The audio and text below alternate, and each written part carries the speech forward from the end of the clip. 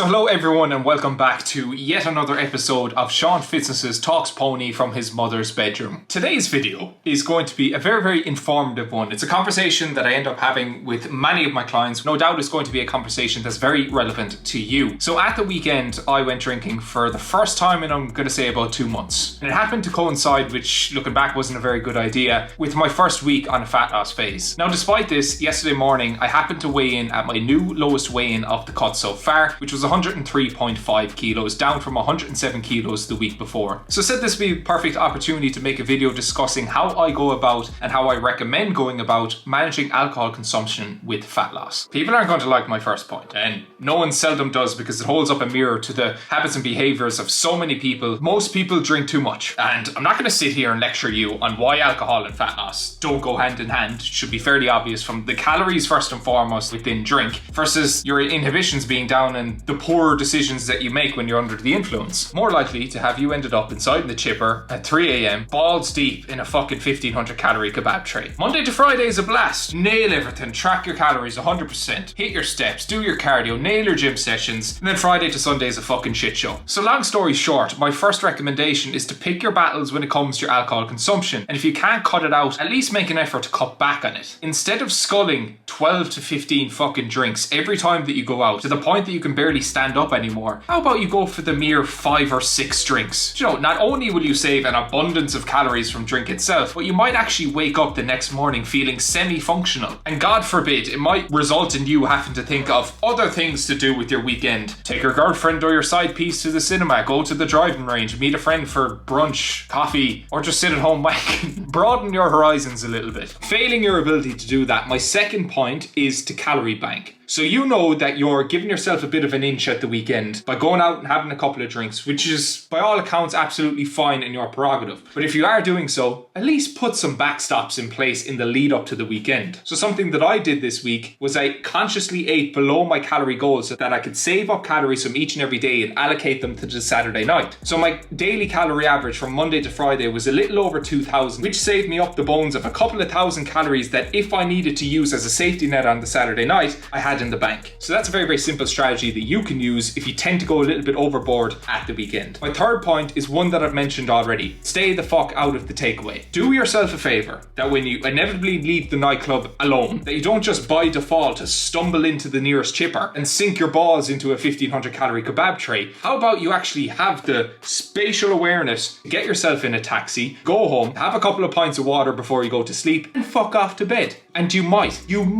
just wake up the next morning with a little less guilt. To balance a couple of 100 calories worth of drink into your fat loss calories is one thing. To throw a fucking God knows how many calorie takeaway on top of that as well is a completely different story. My fourth tip, which isn't really a tip, it's a fucking mandatory guideline. You need to make sure you nail everything 110% in the lead up to the night out itself, including the meals and the drinks that you consume on the Saturday, but also including from the very next day from the Sunday morning. Just because you're going out for a couple of hours on a Saturday night doesn't mean that your calories beforehand and afterwards go to shit, that your cardio gets missed, that you're missing gym sessions or you're not hitting your steps. And instead of ironically alcohol derailing your fat loss progress, it might even just complement it by allowing you to have some element of a social life while you're pursuing fat loss, making you more likely to actually stick to it for the long run. Another tip is to input an estimate of the drinks that you typically consume into MyFitnessPal the morning of. The reason for this is that it's going to keep some level of accountability in the back of your mind when you're on the night out itself, but it's also going to help you better frame your food choices for the remainder of that day so that you can still nail your fat loss calories. If you know that 500 calories of Saturday's calories are gone towards drink already, well then you're probably going to have to be a bit shrewd about the remainder of your food choices for that day. And on that note, when you're on the night out itself, go for the more calorie friendly options. I'll typically drink spirits and 0 calorie mixers. I'll typically go for the vodka with the Coke Zero. The reason for this is that, number one, I just don't really enjoy drinking pints that much, but also it's one of the many habits that I've established from being into my fitness for long enough that has resulted in me being able to have a good time while also not letting my physical condition deteriorate. So no, vodka is not calorie free, but a vodka white is a hell of a lot less calories than a pint of fucking stout. And finally, get back on track the very next day. If you're someone who's feeling sorry for themselves the next day, lying around, crying about how sick they are, oh, I need a Salpadine, gorging themselves in anything they can get their hands on, there's just no hope for you, because you're already starting the next week on the back foot. And then by the time the next weekend rolls around, you do the exact same thing. To summarize, it's probably not ideal to get blackout drunk every single weekend if your goal is fat loss. And if you're someone who can't fathom the possibility of going to the same shit local, burning the ear off the same three fellas, just think about what you could potentially achieve with your physical and your mental well-being if you were to invest a couple of weeks into becoming the best possible version of yourself.